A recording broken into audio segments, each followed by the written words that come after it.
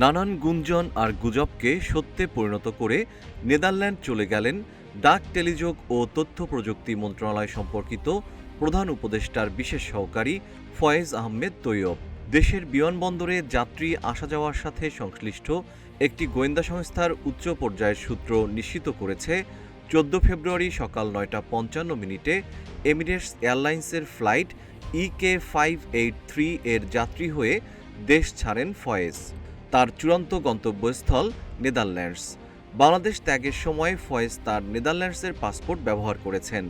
এর মধ্য দিয়ে প্রধান উপদেষ্টা মোহাম্মদ ইউনূস প্রশাসনের উচ্চ ও ঘনিষ্ঠ পর্যায়ের কর্মকর্তাদের মাঝে ফয়েজ তৈয়বেরই প্রথম দেশ ছাড়ার তথ্য পাওয়া গেল। 2025 সালের 5 মার্চ প্রতিমন্ত্রী পদমর্যাদায় ডাক, টেলিযোগাযোগ ও তথ্য প্রযুক্তি এবং তথ্য ও সম্প্রচার মন্ত্রণালয়ে প্রধান উপদেষ্টার বিশেষ সহকারী হিসাবে নিয়োগ পান ফয়েজ আহমেদ তৈয়ব।